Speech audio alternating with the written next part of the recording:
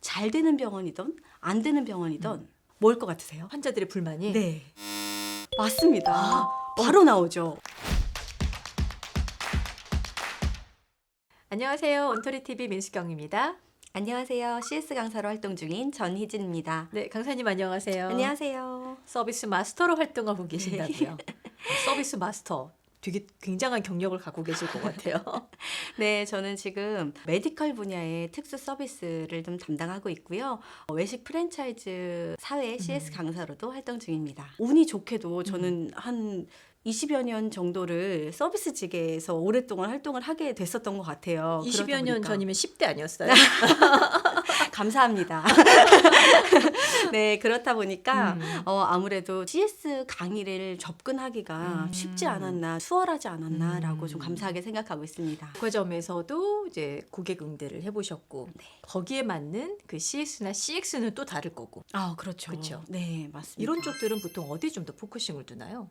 백화점에서의 고객 경험 같은 경우에는 정말 다양한 분들이 오시기 때문에 그에 맞춰가지고 응대를 해야 되는 게 중요한 것 같습니다. 고객을 파악하는 어떤 센스 이런 게 되게 중요하겠네요. 되게 관상학적으로 발전하는 것 같아요. 그 경지까지 가야 되는 거군요. 아직 부족합니다. 네. 아니 근데 대충 이렇게 보면 감으로 이렇게 오지 않으세요? 저분은 되게 호탕하시고 한번 샥 쓸어가실 분. 저분은 디테일하게 꼼꼼하게 챙겨드려야 될 분. 이런 것들이 이렇게 감각적으로도 네. 느낌이 오지 않을까 싶은데. 그러게요. 이제 제가 그 서비스 강의를 할 때 고객 응대 요령 중에서 이제 저는 행동 분석 디스크를 많이 하는 편이에요. 네. 강의를 그걸 재미있게 많이 하는데 그런 것들을 보는 안목이 그때 많이 늘지 않았나라는 생각이 들어요. 어떻게 생기신 분이 그리고 말투가 어떠신 분이 오셨을 때는 이렇게 응대하는 걸 조금 더 좋아하시더라라는 거를 좀 배워갔었던 것 같습니다. 네. 되게 중요할 것 같아요. 저 같은 유형은 한 두세 개 이렇게 딱 펼쳐놓고 가격 물어보지 않고 계산해 주세요. 주세요. 그러고 계산하고 나서 이렇게 비쌌어요? 뭐 이런 거. 자, 오늘은 특히 의료 분야에서의 CS는 어떻게 달라야 하는지를 좀 알아보려고 해요. 워낙 이제 그쪽 분야에서 오랜 경험을 갖고 계시기 때문에 그 의료 분야 전문 분야시잖아요. CS 강의할 때 그 강사 역시 그 분야의 전문성이 좀 확보되어야 되지 않을까? 그런 생각이 드는데 실제 경험을 갖고 계시죠? 아, 그렇습니다. 네. 네. 저도 사실은 지금 질문해 주신 이 전문성이라는 것 때문에 병원에 입사를 한 케이스예요. 네. 내가 메디컬 분야의 CS를 할 거야라는 생각을 가지고 그럼 내가 경험해야지라고 해서 입사를 하셨다라는 거예요. 맞습니다. 네. 그러기 그래서 쉽지 않은데?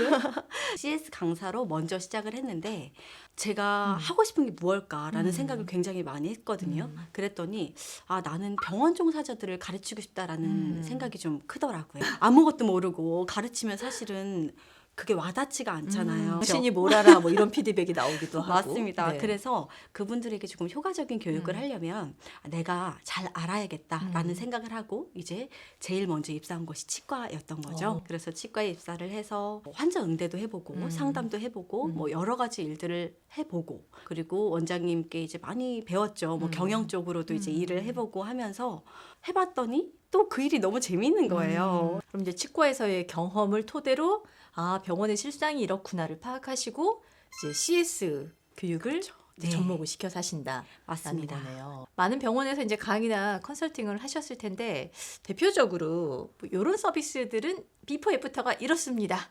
서비스 개선 사항은 뭐가 있던가요?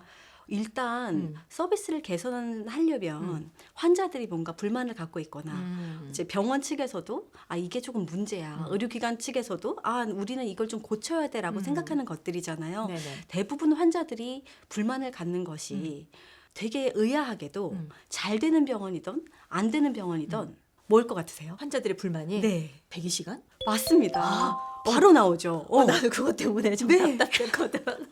맞아요. 이 대기 시간이라는 건 병원 종사자들이라면 대부분 알고 계셨을 수도 있어요. 잘 되는 병원은 우리는 환자가 이렇게 많아서 항상 대기 시간이 문제야라고 생각을 하실 테고 네네. 그리고 안 되는 병원도 없을 것 같잖아요. 환자가 없는데 대기 시간이 의미가 있나요? 그렇죠. 어. 근데 이제 예약을 따로 잡아서 하는 것이 아닌 이상, 워킹 환자가 있는 이상은 무조건 이제 우리는 환자도 없는데 대기 시간이 생기는 건 문제야라고 생각을 합니다.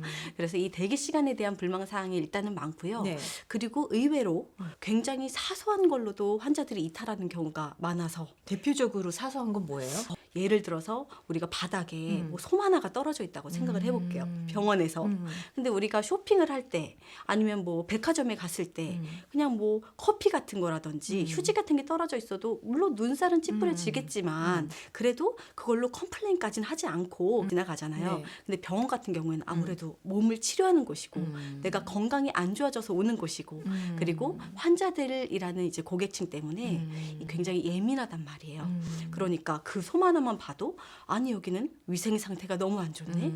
감염 관리가 잘 안 되는 것 같아. 라면서 작은 걸로도 의외로 환자들이 많이 이탈을 하게 됩니다. 네. 저 같은 경우에도 가만히 생각을 해보면 이제 치과 치료를 받을 때 이렇게 누워 있는데 의사 선생님이 뭔가 이제 그들만의 언어로 뭔가 커뮤니케이션 하잖아요. 간호사 선생님이 자꾸 다른 얘기를 하나 봐요.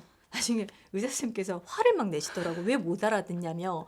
저는 누워 있는 동안 내가 제대로 치료가 되고 있는 걸까?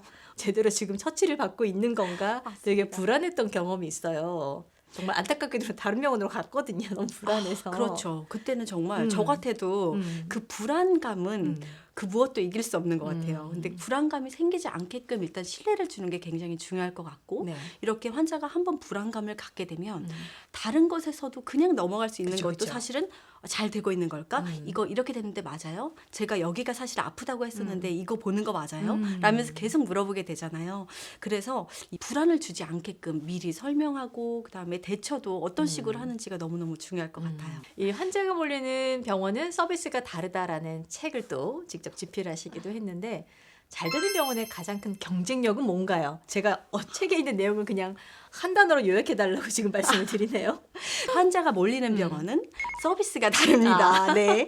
이 경쟁력이라고 한다면 사실은 진료를 정말 잘하는 원장님도 예전에는 그냥 진료만 가지고도 이제 수월하게 경영을 하실 수 있었을 텐데 네. 이 경쟁력에서는 사실 서비스가 굉장히 큰 역할을 한다고 저는 생각을 합니다. 그래서 제 책 제목도 사실 이렇게 적었던 건데요. 이 경쟁력, 서비스를 그러면 어떤 식으로 제공을 할 것인지 근데 이게 우리만 알고 있으면 안 되고요. 환자들도 이걸 나를 위한 서비스구나라는 걸 느낄 수 있게끔 물론 색색을 내라는 얘기가 아니고 좀 더 잘 전달될 수 있게끔 하는 게 너무너무 중요할 것 같아요. 예를 들어서 대기실에 정말 멋지고 값비싼 소파가 이제 있다고 생각을 해볼게요. 네. 의료진은 경영진은 이 소파를 놓기 위해서 인테리어를 전체적으로 다 고려를 했을 것이고 그러면 시간도 많이 투자를 했겠죠. 그렇죠. 네. 비용도 있었어요. 그렇죠.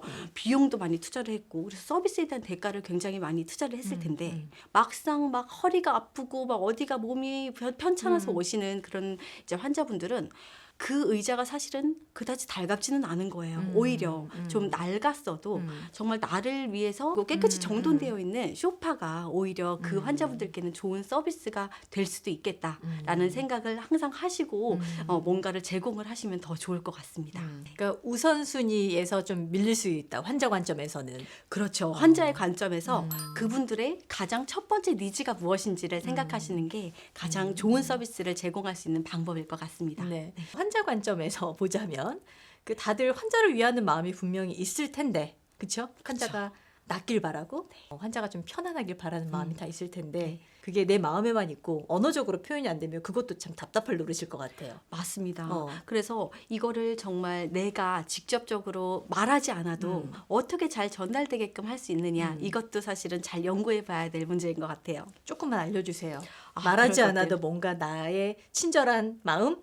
마음을. 환자가 잘 됐으면 좋겠다라는 그런 걸 어떻게 좀 표현할 수 있는지. 제가 아까 니즈에 대해서 설명을 드렸었는데 제가 예전에 모니터링을 한 병원이 있었어요. 네네. 근데 그게 정형외과였는데 근데 거기에 대기실에 앉아서 제가 봤더니 TV가 정말 큰 게 있어요. 최신형 TV가 있고 거기에 명화가 이제 나오고 있더라고요. 근데 멋진 그림들이 이렇게 나오고 있는데 그 명화들을 환자들이 이렇게 계속 보고 있는 거예요.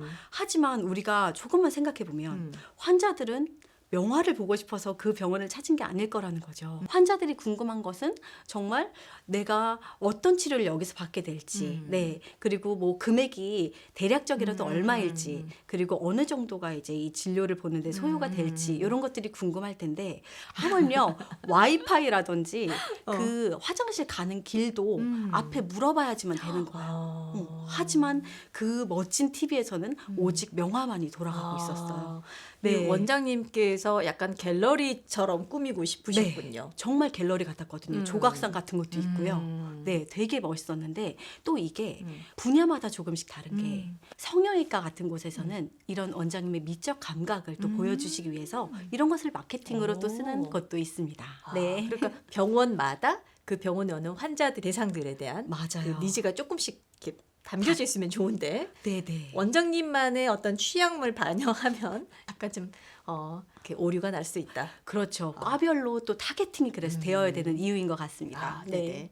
저희가 이제 이런 이야기를 열심히 나누고 있는데 그럼에도 불구하고 아유 병원이 무슨 CS야라는 분들 아직도 많이 계시죠. 그럼요. 아직 계십니다. 그리고 정말 명의인 분들이실수록 그런 생각을 더 많이 갖고 계신 것 같아요. 근데 제가 오늘 한번 현실적인 이야기를 네네. 해보도록 하겠습니다. 네, 돌직구 맞을 준비하시고요. 네. 일단 진료를 잘하시는 원장님들 같은 경우에는 예전에는 그런 진료만 가지고 입소문이 나서 오는 것을 오히려 마케팅으로 생각하시는 분들도 굉장히 많았어요. 그리고 그게 허용되는 시대였던 거죠. 근데 이제는 진료의 수준 자체가 굉장히 상향 평준화되었고 과별로 기계들이 많잖아요. 그 기계가 너무너무 좋아졌어요. 그래서 어떻게 보면 환자들이 그 기계가 있는 곳으로 찾아가기도 하고요. 그러다 보니까 이젠 거의 모든 병원들이 광고 시장에 뛰어든다고 이제 생각을 하시면 될 것 같은데 아무리 광고가 잘 되어 있고 그리고 인테리어가 잘 되어 있고 진료를 아무리 잘 하더라도 와가지고 좀 언짢은 기분으로 뭔가 서비스를 받았다, 의료 서비스를 받았다 한다면 그 환자는 사실 다시 오지 않을 확률이 굉장히 큽니다. 맞아요. 제가 예전에 피부과 시술을 한번 받은 적이 있는데 그냥 안녕히 가세요 하고 왔거든요. 예. 그 다음번에 갔더니 그때 연고 드렸던 거 잘 바르셨어요. 연고를 받은 적이 없는 거예요. 저는 그럼 어떻게 되는 건가요? 네, 맞아요. 이런 경우죠. 네네. 그리고 이 병원 같은 경우에는 아무래도 전체적으로 좀 유기적으로 연관이 되어 있어요. 그렇죠. 네. 병원이라는 것은 하나인데 이 안에서 환자들이 필수적으로 가야 되는 곳들이 있죠. 예를 들어서 뭐 접수라든지 수납 같은 경우에는 모든 환자들이 다 거치는 곳이에요. 그쵸. 그런데 들어가서 막상 검사를 해봤을 때 이분은 그냥 간단한 거다라고 하면 바로 원장님 보고 수납하고 나가는데 어떤 사람은 엑스레이도 찍고요. 검사해 보셔야겠어요. 검사도 하고 그 다음에 엑스레이 CT 하나 더 찍어야 될 것 같아요. CT도 또 찍고 그러니까 어떤 사람은 3분 만에 나오고요. 어떤 사람은 3시간이 걸려요. 네, 이런 것들이 서비스가 전체적으로 다 잘 돌아가야 되는데 환자들마다 중간에 넣고 빠지고도 있는 거예요. 어떤 환자는 또 괜찮아서 집에 갔는데 집에 가니까 다시 아프대요. 그러면 우리가 제공하는 서비스의 시작점이 다음번에 왔을 때는 또 달라지는 거거든요. 이러다 보니까 병원이라는 하나의 공간에서 같은 결의 서비스를 받으려면 그 서비스를 제공하는 우리 직원분들이 그 서비스의 결을 전체적으로 다 알아야 하고요. 더군다나 원장님들의 진료도 조금씩 다를 수가 있어요. 어떤 분들은 좀 설명에 많이 이제 치우치시는 분들이 계시고 어떤 분들은 정말 냉랭하게 하시는데 우리가 T라고 하죠. 되게 명확하게 이제 설명은 그냥 간단하게만 하시고 나머지 검사 같은 거에 또 신경을 많이 쓰시는 분들도 계시고 또 그 진료에 대해서도 굉장히 다르잖아요. 그러다 보니까 그것도 숙지를 함과 동시에 서비스도 그거랑 똑같이 이제 다 진행이 돼야 되는 게 조금 어렵다고 보시면 될 것 같습니다. 어쨌든 그 병원의 구성원, 그 의료진들이 그 서비스의 어떤 퀄리티를 꾸준하게 유지할 수 있도록 서로 모니터링하고 그 결을 맞추려는 작업, 노력도 좀 필요하겠네요. 네, 맞습니다. 쉽지 않습니다. 네. 근데 사실은 그 의료진들이 다 열심히 하지만 그 한두 명이 조금 실수하면 병원의 전체 이미지가 맞아요. 네. 많이 내려가죠. 네, 그럴 수 있기 때문에 되게 좀 이렇게 사명감을 가지고 책임감을 가지고 하시면 어떨까라는 생각을 해봅니다. 물론 힘드신 부분이 많겠지만. 자, 강사님이 생각하시는 진짜 서비스란 뭐라고 생각을 하세요? 진짜 서비스. 진짜 서비스. 굉장히 어렵지만 어떻게 보면은 쉬운 질문인 것 같아요. 뭐냐면 이제 제가 생각하는 서비스에서 가장 중요한 것은 상대방을 그냥 생각하는 마음인 것 같거든요. 상대방을 이해하면 모든 고민들이 사라진다고 저는 생각을 해요. 그래서 저도 강의를 할 때 예를 들어서 우리 병원 종사자분들을 강의를 한다 하면은 병원에서 일을 했던 그 기억을 되살려가지고 내가 뭐가 힘들었었고 그다음에 환자 입장에서는 어땠었고를 이제 생각하면서 강의를 하고요. 뭐 외식 프랜차이즈 기업에서 강의를 한다라고 하면 내가 물론 손님일 때도 있었지만 내가 이제 우리 점주님들이다라고 생각을 하고 강의를 하면 아 그분들의 고충과 그리고 우리 고객님들의 그런 힘듦이 같이 이제 좀 생각이 들면서 다 이해를 할 수 있는 것 같아요. 서비스를 하기가 쉬워진다라기보다는 서비스를 할 때 스트레스가 좀 주는 것 같아요. 네, 그래서 모든 분들이 이 부분을 좀 생각을 하시고 좀 행복한 서비스를 하셨으면 좋겠습니다. 네. 혹시 앞으로의 계획은 의료계를 내가 다 휩쓸겠다인가요? 아, 의료계를 휩쓰는 거는 생각도 할 수 없을 정도로 너무너무 네, 저한테는 큰 일이라서요. 저는 지금 하는 일에 집중을 하면서 우리 환자분들 또 열심히 고민 한번 해보고요. 그리고 우리 병원 종사자분들 그리고 뭐 각계 이제 서비스 종사자분들의 마음을 조금 더 생각해서요. 그렇게 좋은 강의를 준비하도록 하겠습니다. 네, 오늘 함께 해주셔서 감사합니다. 네, 감사합니다.